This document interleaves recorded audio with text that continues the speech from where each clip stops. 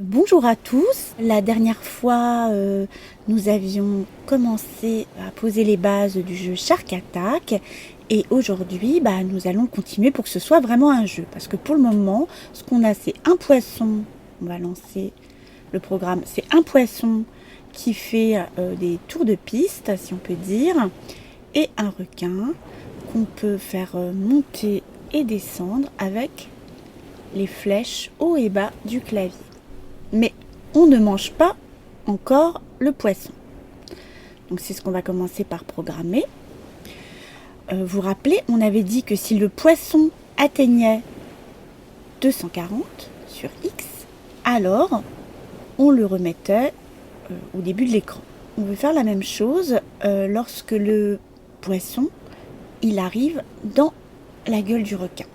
Donc pour ça, cette condition, on va la dupliquer et on va la modifier.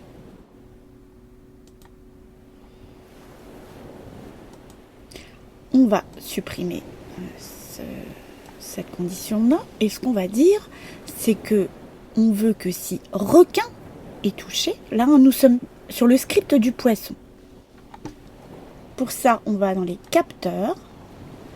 Et au lieu de touche le pointeur de souris, je vais sélectionner touche requin. Voilà. Donc, j'insère cette condition. Si touche le requin, alors je revais au début de la scène. À présent, lorsqu'on teste le jeu, le requin mange le poisson.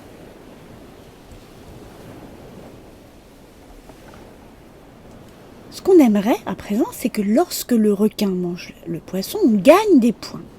Pour cela, on va créer une variable. Alors, à la place de ma variable, qu'on va supprimer, on va créer une nouvelle variable. Alors pour tous les sprites, et on va l'appeler score. Cette variable score, on va commencer par l'initialiser. Pour ça, on va l'initialiser sur le requin, parce qu'après tout, c'est son score. On va mettre le score au début du jeu, quand drapeau vert est cliqué, à 0. Donc mettre score à 0. Du petit chat trop mignon. Ensuite, on va retourner sur le sprite du poisson, parce que lorsqu'on touche le requin, qu'est-ce qu'on veut faire? On va ajouter à score 1. Donc ajouter 1 à score. On va le mettre au début, lorsqu'il touche le requin, avant qu'il retourne à la position. Pourquoi? Parce que une fois qu'on l'a bougé, il ne touche plus le requin. Et du coup, si on mettait ajouter 1 à score après qu'il se soit remis là, comme il ne touche plus le requin, ça ne marcherait pas. Voilà. Donc on met ajouter 1 à score et ensuite on réinitialise la position du poisson au début de la scène. Alors on va tester en cliquant sur drapeau vert. C'est parti.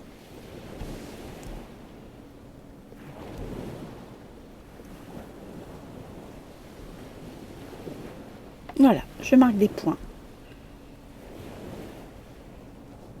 Voilà, mon score augmente à chaque fois que je mange un poisson.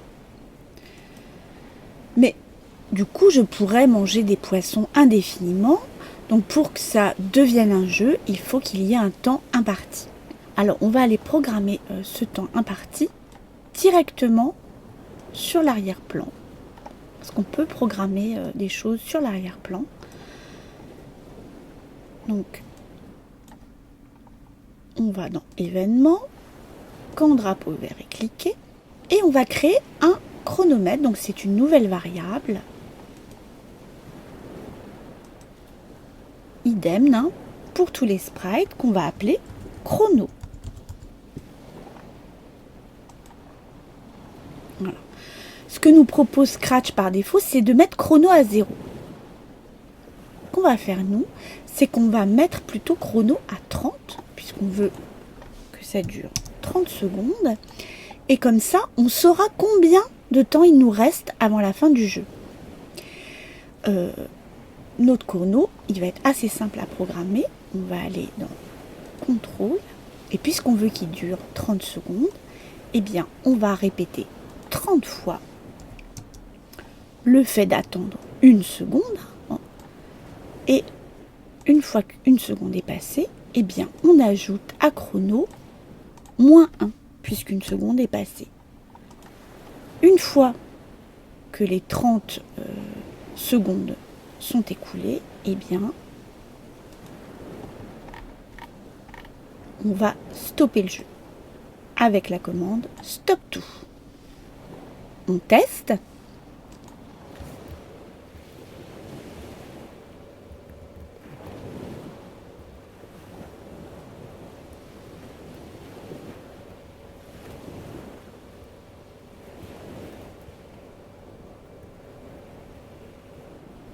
Voilà. Vous voyez que tout s'arrête une fois que le chrono est à 0.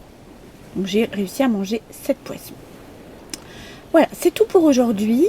Et dans le prochain tutoriel, eh bien, on améliorera ce jeu, qui est pour le moment un petit peu, on va dire, simple, pour faire en sorte qu'il soit plus divertissant. Une chose très importante que j'avais oublié la dernière fois de vous faire faire, c'est d'enregistrer votre fichier. Donc cette fois-ci, on va l'appeler, puisque c'est le deuxième tutoriel, Shark Attack 02. Alors, si vous êtes sur votre ordinateur, vous choisissez la commande sauvegarder sur votre ordinateur. Mais si vous travaillez comme moi sur Internet, vous choisissez enregistrer maintenant. Voilà, je vous souhaite un joyeux 1er avril et je vous dis à bientôt.